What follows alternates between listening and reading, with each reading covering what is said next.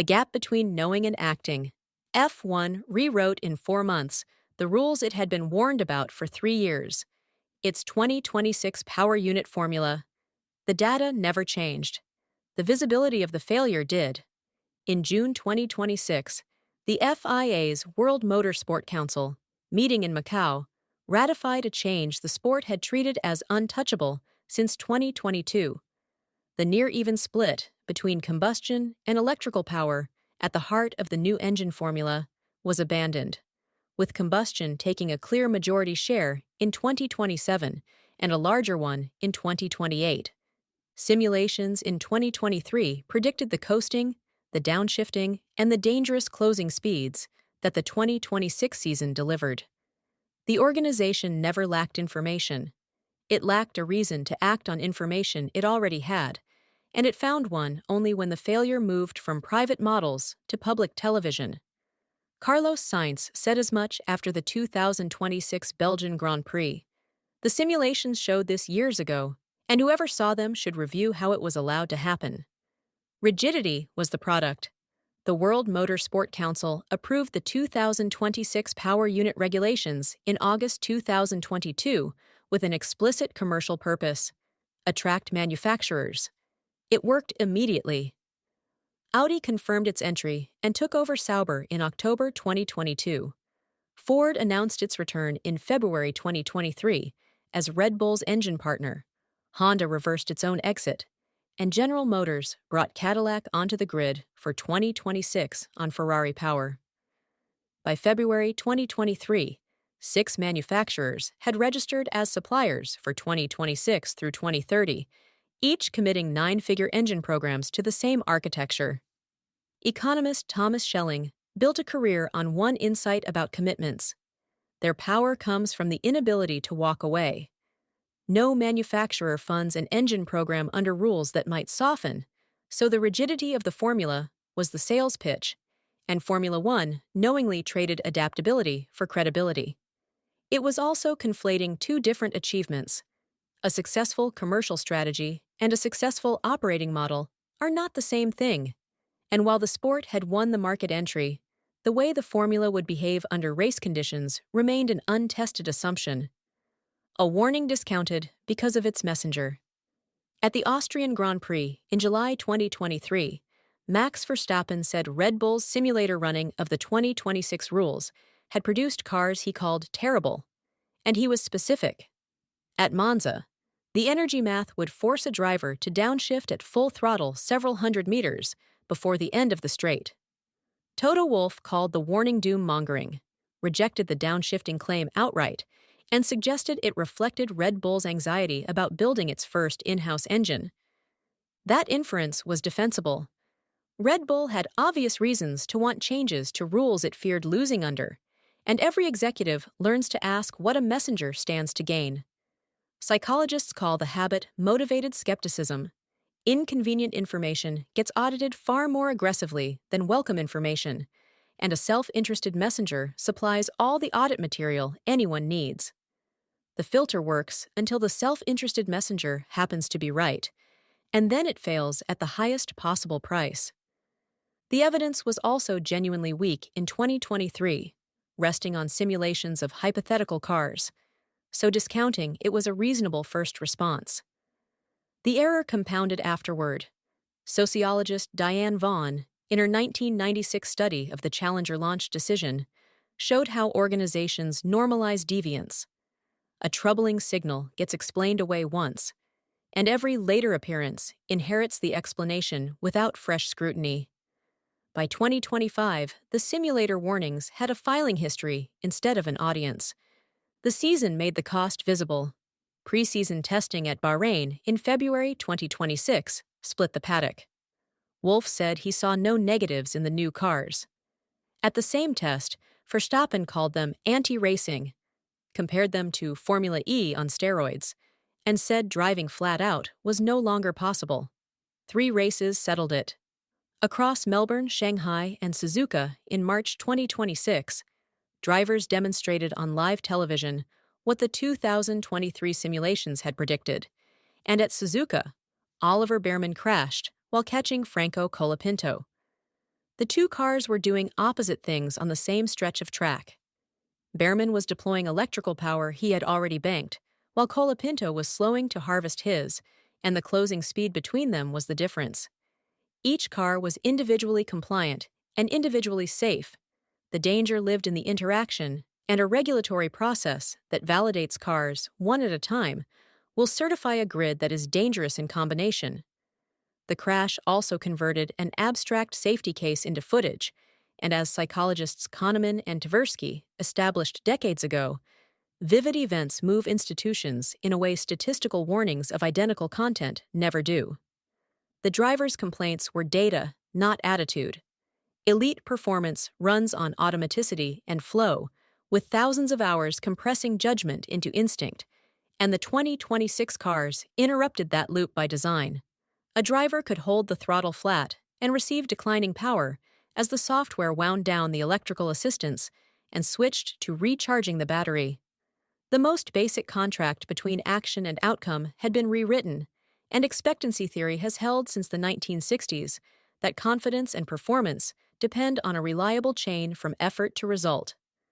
Oscar Piastri said in Bahrain that the new techniques were hard precisely because they were not instinctive. When Verstappen said in Canada in May 2026 that continuing beyond the season would not be mentally doable if the agreed changes were reversed, the complaint had become a retention risk. The rules were also producing what they rewarded, rather than what their authors intended. The opening 3 rounds of 2026 produced 149 recorded overtakes against 63 at the same circuits in 2025. Yet Lando Norris was among those calling the racing artificial, because many passes were decided by one car's battery running low rather than by skill, with the overtake button handing the attacker extra electrical power at the exact moment the defender had none left. The metric inflated, while the thing it measured hollowed out, the same accounting as a sales team hitting quota on unprofitable deals. The correction, and what made it credible. The response, once the failure was public, came in 2 distinct modes. The April 2026 package for Miami was crisis management, containing the worst symptoms: limits on how much energy could be banked in qualifying, more freedom to recover energy without lifting off the throttle, and a cap on how long the power fade at the end of straights could last. What followed was risk management, changing the system underneath. A May meeting produced agreement in principle. The package was announced June 10th, and the WMSC ratified it June 23rd. Combustion power rises in 2027 and again in 2028, while the battery's share of normal propulsion shrinks, yet the design is more surgical than a retreat. The system's capacity to recover energy actually grows, and the full electrical boost stays available for overtaking.